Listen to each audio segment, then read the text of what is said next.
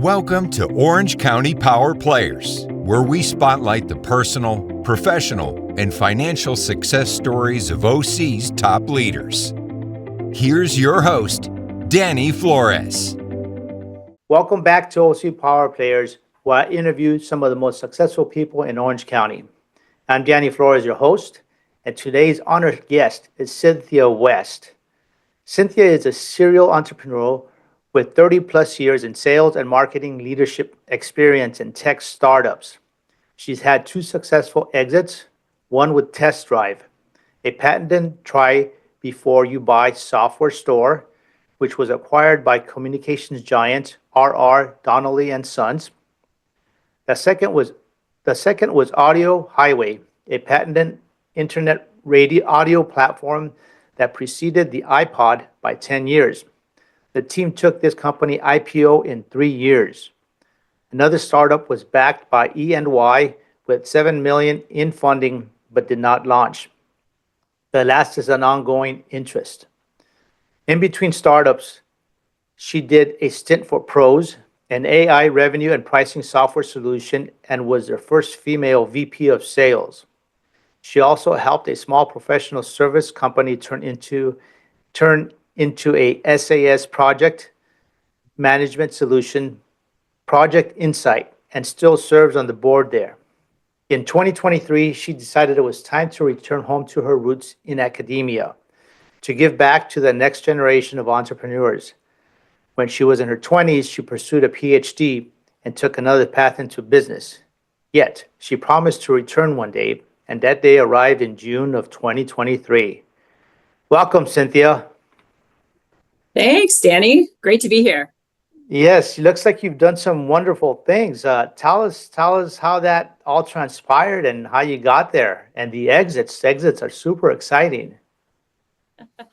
Well, I was fortunate to work in Silicon Valley in the 90s before it was really kind of a hip and cool thing to do. So I left my corporate cushy job in 1993 for the first startup, Test Drive, which was really an online software store. But because the internet bandwidth wasn't wide enough at that time, we started off with the software being on a CD-ROM. And we had a unique patent that let you try the full version of the software 3 times before it disabled itself. And we were really at the beginning of the digital revolution. And at that point, I remember we were at a trade show and a gentleman came up to the booth and he said, I need to talk to your CEO. Is he here? No, he's not here at the moment. And he said, but make sure he gets my card. And it was the gentleman from R.R. Donnelley and Sons, which at that time they were essentially printing every magazine that was ever on your coffee table. Remember printed magazines, Danny? Oh yeah, that's a long thing of the past. Yeah, for sure. So they knew back in 1993 that digital was coming. And so they wanted to buy our company to have that digital format on CD-ROM. And then eventually it moved to an online platform. But that was my first exit in 14 months. And I was quite a young person at the time. And I thought, wow, startups are so easy. Entrepreneurship's so easy. Like, okay, cool. Then the founder of that one moved over to Audio Highway and he said, hey, come join me over at Audio Highway, which was essentially one of the first MP3 players. So we were building the audio over the internet platform at the same time Apple was, at the same time Audible was. And he said, we did such a great job on the first one, let's go and do the second one. And again, I was quite a bit younger, but I thought, oh my gosh, 3 years, this is taking forever, but we took it public and did quite well for the time. And he managed to have about 5 patents on the whole internet distribution platform. So that was a lot of fun. It was a lot of fun. So I don't regret. Can you explain what MP3 players are? Because I don't know if everybody knows that. Oh, true. Well, now you have your iPhone or your Android, and you have audio playing on your phone. Well, before we had audio and cameras in our phones, we had just a separate, very small digital player. So you could have audiobooks or audio snippets and eventually music playing on a device. And then we didn't have wireless headsets yet either. So you had to have like a wired headset. But essentially the MP3 player was a replacement for the Sony Walkman, which, you know, if you're a Gen Z, you might not even know what a Sony Walkman is. Right, That's right. that. It was a tape player that had a headset connected, and you know, you try to jog with a tape player about this big and a headset connected to your ears. It was not always easy. So we were moved from tape cassettes to MP3 players, and then Apple managed to integrate the audio into the phone. And so that was the evolution. Yeah. Good point though, asking that, because I know some of the young people may not know how far we've come. Correct. We got it all in one now. Exactly. Everything you need in your pocket. Yes. So that's interesting. So so then you went from there. Now what I would imagine, say a company going as a startup to either an IPO in 3 years or an exit in 3 years. What happens? What does that look like on the inside as far as growth, new employees? How fast are you guys hiring? How hard is it to hire? Because if you're doing that, you're not the only one at that time, especially at that time in Silicon Valley. Everybody was doing that. I remember the .com bust and boom and bust that came. Explain to us what that looks like inside. It's like, how do you build that fast, the structure, the trainings, and have everybody be productive? Yeah. Well, not every startup does it the same way either, of course. And it was, I would say, you know, when I left corporate in 1993 for a startup, Silicon Valley was just starting to kind of get into the boom. And I would say it was maybe 95 or 96. So I was a little bit ahead of the curve, but I was at Test Drive. I was person number 5. At Audio Highways, person number 3, but I was always in charge of the sales and marketing side. So in terms of being able to grow, what I always did, and this may be unique for sales leaders, sometimes sales leaders just kind of wing it and go shoot from the hip, but everything, when we first started, I would bring on the first partners or bring on the first customers or do the first sales. So we would figure out what sales message or marketing message was going to work in the marketplace. So it was a lot of trial and error initially. And I would, frankly, I would just do that myself. And then when we figured out what the winning message was, we then started to create our decks, our email templates, all of those things. And then as we went along, we would adjust those, but also document what I call best practices. Like, here's how what we want to do at sort of stage 0 when it's a new lead, or here's what we want to do at stage 1. And we would document all of that so that when we did bring on a new salesperson or a new marketing person, like, they could start off by at least kind of reading what we do day to day. And then that would allow us to bring on more people all at once and kind of onboard and train at the same time. And definitely with salespeople, if you can at all afford it, it's always good to hire more than one at a time. Like, if you can hire 2 or 3 salespeople at a time, knowing that maybe 1 or 2 of them won't work out. It's about a 50% success ratio in hiring salespeople. So rather than hiring them one at a time, it's really a best practice to hire as many as you can possibly afford, knowing that they'll sell and pay for themselves, and then kind of go from there. But yeah, I'm really big on sort of sales process templates. Like, everybody's starting from the same email template, everybody's starting from the same PowerPoint template, then kind of customizing the last 20%. And that lets you grow exponentially and grow much, much faster. So you know, part of what I'm doing today is a company called Resultant, which is I'm co-CEO of that. And what we do is come in and help you figure out what is your messaging and what should your sales process be, and what is your sales playbook. And then, even if you want, we can help you hire and train the initial sales teams and stuff, because we've done this, you know, ourselves collectively, like, over a dozen times. So that's a consulting company that I run on the side, in addition to working at the Leatherby Center as director of entrepreneurship. Now that's really, one of the question when I asked you about how to create all these efficiencies, I think you answered it in the sales team is, and I really like how you said you hired two or three at the same time because it takes so much time to train. And if you're just doing Yes. one and you're training for 2 or 3 months and then they don't work out, you're back to square Right. one. And that Oh, makes exactly. so much sense because if you do two or three, and let's just say out of those three, you only keep one, well, then you went through the motions and you actually have something I guess that you've created that'll produce. Yeah, And then the second part is as you're creating it, the processes, you're documenting them. And as you create exactly. that document, you don't have to recreate that every time you hire somebody. You create a Exactly. standard that you can just tweak Yes. as as the results change, as the platforms change, as the products as anything changes, right? You Yeah, just tweak. But anybody who gets hired in sits inside the desk and follows the exact same training, and you don't have to rebuild it every time. exactly. So before, let's say we bring on a second cohort of salespeople, we would go into the sales playbook, which might have a series of, bulleted steps and then screenshots as well. Like, hey, if you're, let's say you're in your customer relationship management system, like here's a Mm-hmm. screenshot of what you should be seeing, etc. So before we bring on the next cohort, we would review that playbook and make sure that everything is right. But like you said, you're going to iterate on that. You're going to keep improving the process, and you're going to change the playbook as needed. So you will Mm-hmm. evolve both your messaging and your process as you go.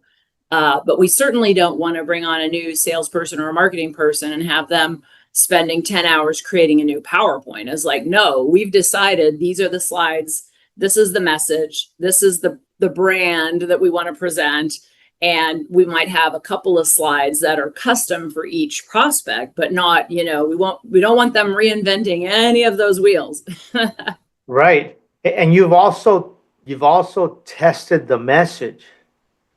And I Yes. think that is key because you don't want to spend a bunch of money creating ads and brand and it doesn't stick and then you don't know why it doesn't stick. So Yeah. I guess, and correct me if I'm wrong, if you create 5 different versions and you go out to market with that, then you kind of see what's absorbed by the market and that's the one you run with.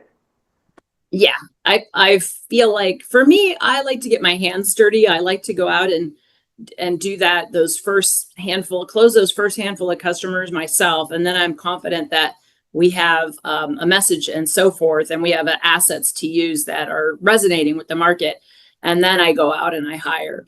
And that way you've got sort of your most senior person validating that. I think sometimes what companies will do is if they get their funding too soon, they'll hire a VP of sales and then they'll hire some salespeople to go out and sort of try to figure that out. And I think that's one way to do it, but I just prefer to get in there myself and validate it. I think it's much faster. So when startups get their VC funding, then they have to be careful on how they deploy that money to produce the Yes. results, right? Because I would imagine some say, "Oh, I got, I don't know, some millions of dollars, and that can just go out boom, boom, boom, and not have direction." I mean, I tell my students, because I teach a class called Customer Acquisition and Insights, which is basically, how to generate your initial revenue. And I said that the challenge with hiring salespeople is that, like, generally speaking, we're pretty good at communicating both verbally and in a written format. And then they might be great communicators, but really not be great salespeople. And so it can take you some time to figure out whether they're going to work or not. So also it depends on your price point. So if you have like at pros, our price point, our lowest price point was $250,000 and our average price point was about $1 million. Well, it might take you 6 months to 9 months to figure out if that person's going to work out or not. And that can be very, very costly, like you said. Mm-hmm. So you do want to be careful about that. And that's why, I mean, I've been told also by my colleagues, like 50% success rate in hiring salespeople is actually a pretty good number. Like a lot of companies have even more dismal results than that. So yeah, it's tricky. So what do you think is the trick to hiring salespeople? Because you sit down and you sit with somebody and they have this great personality, and you're like, oh yeah, I think it will be likable, but it's not being likable. You also have to know how to be strategic. Yeah. Yeah, really anymore. Like if something is a commodity, you really don't need a salesperson at all because it can just be sold online. But salespeople today, I liken them more like it's like a Deloitte consultant or an E&Y consultant. It's somebody who can ask the open-ended questions and listen to the answers, capture that information, either by taking notes or AI note taker or whatever it takes, and then think about, well, how does our solution map to that set of problems or challenges? And sometimes it's very easily slotted in, and sometimes it takes a little more creativity. So I'm always looking I'll have my interview process include like a personality test, like maybe a Myers-Briggs test, so I can kind of see what quadrant are they in for the most part. I find that people who are in the supporter quadrant, like they make great sales assistants and whatnot because they want to help, but they hate the rejection. And so this is not a good profile for somebody to actually be a salesperson. And sometimes people don't know that about themselves either. But in tech, sometimes people think, oh, it's always the ladies and gentlemen who have those big personalities and whatnot. But sometimes those people are so busy talking, they don't listen and capture the information. So they're not always the best salespeople. And in tech, like sometimes the analyzers, the people that really love all the details, they can be super terrific because they are a little bit introverted and they can ask the questions, gather the information, and then respond in email summaries with a lot of detail that when, say, selling to a CIO or somebody like that, they really value those types of personalities. So depends on like what you're selling, what kind of salesperson do you want to have, but universally, I'd say it is all about listening, asking open-ended questions, gathering the information, the one or two pieces of information that your competition isn't gathering. That is key, like how to create that relationship so that people do want to share with you, and not talking the whole time. Here I am talking the whole time, but not talking the whole time with your prospects. You really want to be a good listener. So does that mean that you feel confident building a sales team in any business based on those theories? And they make a lot of sense because you need to listen. But that would almost enable you to be able to sell anything or build sales teams to sell anything, right? Sure. Yeah, I think I could. I mean, certainly I have a specialty more in tech and software than say construction or something like that. But the principles still apply. I do think having industry knowledge of whatever team you're leading is a good thing. Oh, yeah, for sure. I also do think that smart people can learn anything they put their mind to. But if you're going to go out and hire a VP of sales and you're going to pay like $250,000 a year base, you probably do want that person to have that industry experience so that you're not paying for them to learn on your nickel. Now, if they're a student, they just graduated and you want to pay them $75,000 base plus commission, then you can afford to let them learn on your dime, probably. Right. But the higher level you get, kind of probably the more specialized you want them to be. So as having your consultant firm, let's say somebody has a startup, they can't afford to hire a VP of sales. Is it more cost effective to hire you as a consultant to help them build that team out and the processes for that, rather than bringing somebody in? And then when they build up the business enough, then would you also help them put a VP of sales in place for that? Yeah, absolutely. I think you might have heard about this whole fractional movement. Yes. So you could hire one of our team members to be your fractional VP of sales. So say one day a week, you get this C-level type person who would normally be, 250, 300,000 base plus commission, but you get them for 1 day a week to help you build out your team and so forth. And then when you're ready, you want to spin off to an actual VP of sales that's sitting there. Great. But you don't really need that when your team is 4 salespeople or under. You can kind of get away with having, as long as they're not all completely new to sales, they're 5 years in, something like that. They've already had a job, know how to sell, maybe have been in your industry, that sort of thing.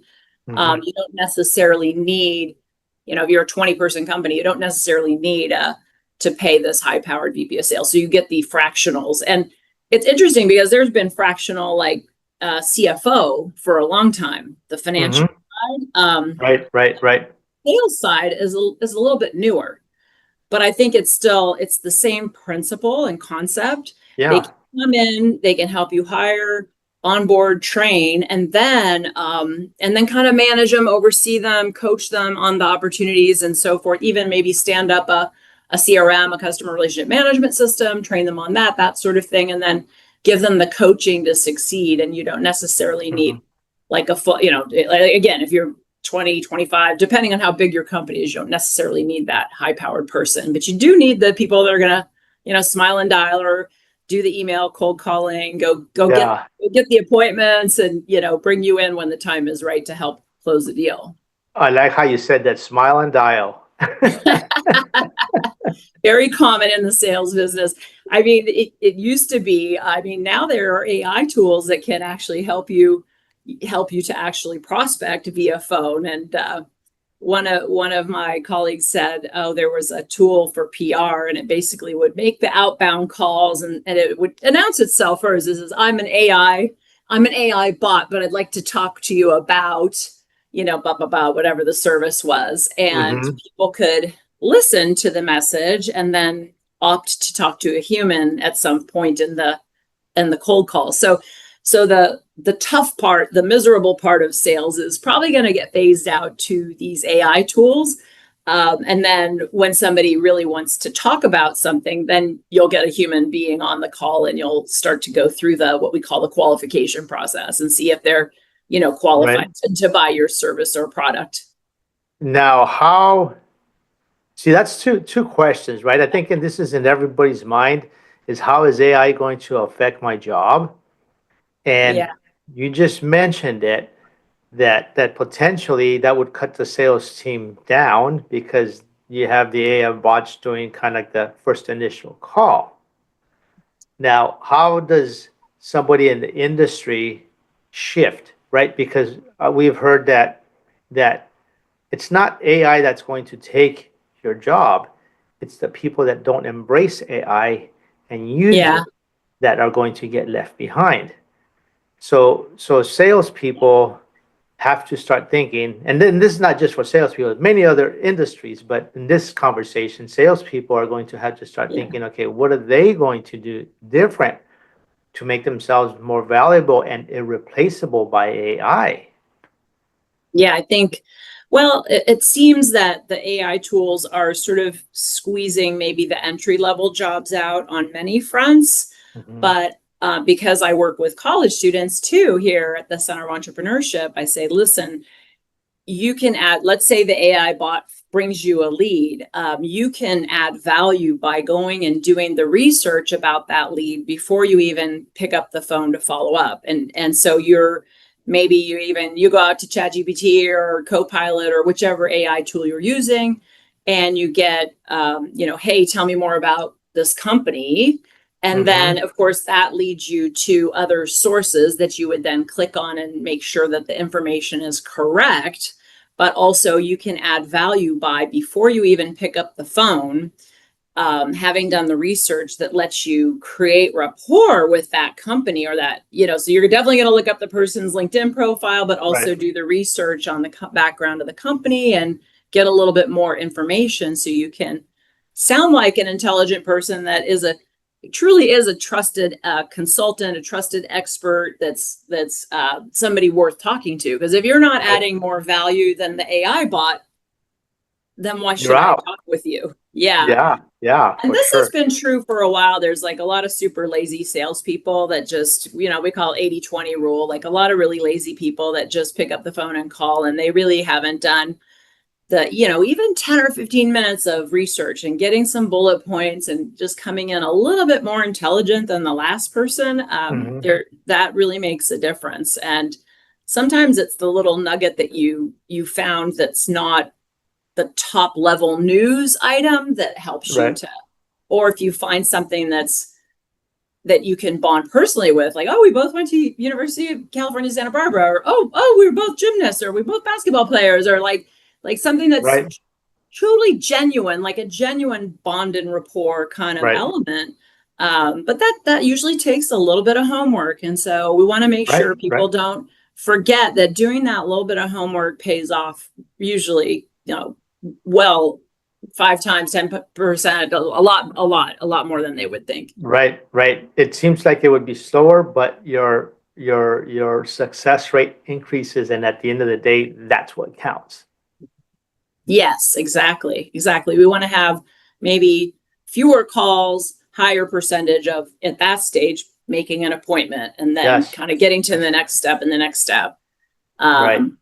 I mean, definitely these days, like let's say you get a web lead in your website, you want to be calling that right away, because by the time a prospect talks to 3, 4, 5 salespeople, if you take 2 days to get back to it, they've already talked to 5 people. They're exhausted. They don't need to talk to you anymore. Chances are now it's more like 2 or 3, because they will have done their research before they even fill out the form. So when they fill out the form, they about 70% of the buying process is already done. They've already been out looking at everything and so forth. So when they fill out a web form, they're pretty hot lead, and you should stop everything and give them a call, Yes, absolutely. I think, and that's in any business, because they're looking for that particular product, and whoever responds to them first and tells them the story they want to hear, they're sold. They're done. Nobody else is going to Exactly. There is no second place winners here. Yeah, yeah, exactly. Well, they don't need 2 of whatever it is usually. Right. Right. So, Yes. Yes. So as we wrap up the interview, what exciting plans do you have for the next 6 to 12 months? yeah, well, so here at Chapman University at the Leatherby Center, we have, speaking of AI, we actually had an AI event in June. We've got a presenter on August 7th who's presenting on AI tools for sales, of all things. Her name is Susie Cashin.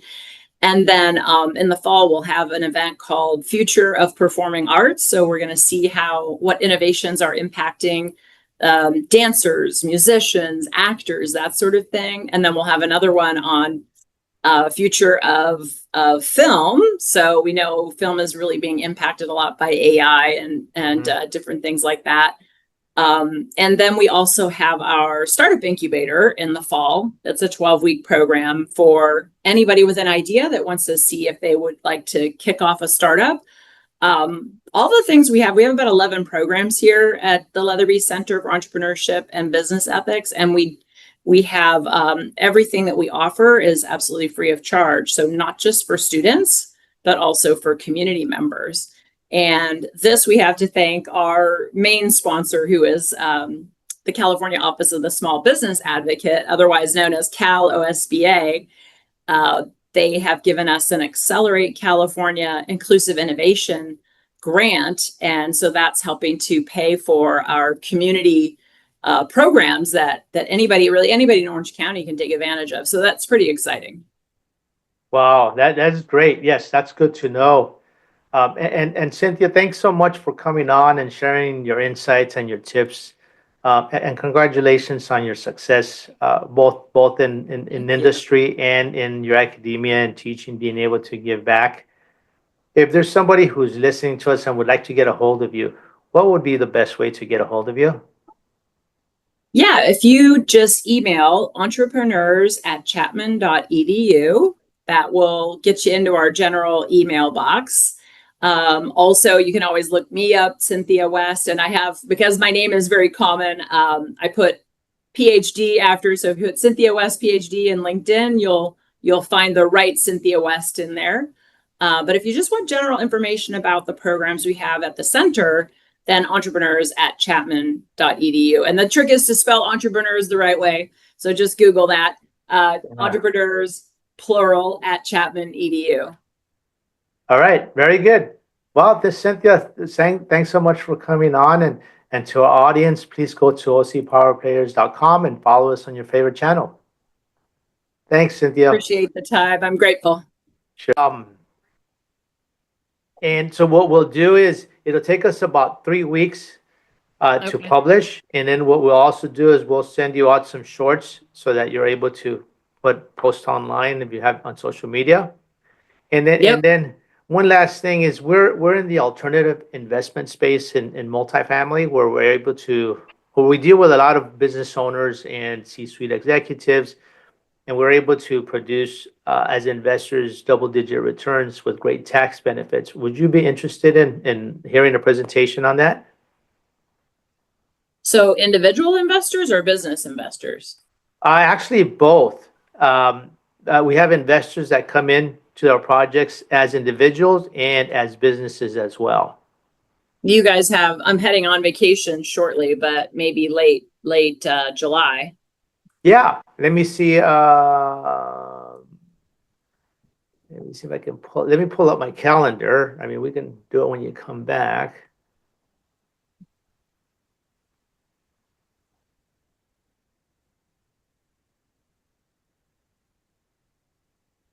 Okay, so in July, what week?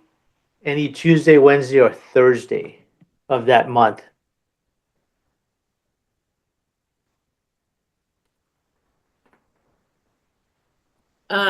Like the 22nd, I'll be back.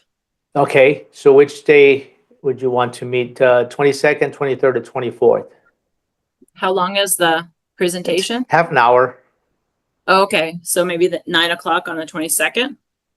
Let's see. Oh, I don't have one at 9. I have between 2:30 and 5 on that day.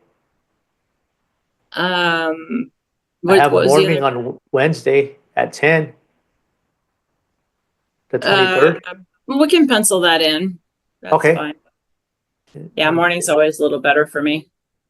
Okay. All right. So then I'll send you a link for Wednesday the 23rd at 10 a.m. Okay. All right. Very good, right, Cynthia. Good well, thanks so much. And I will reach out to you. I like the Fractional VP of Sales. Yeah. So I'll reach out to you eventually about that too as well, and ask you a little bit more. Let me put my consulting email here in the chat. Hang on one sec.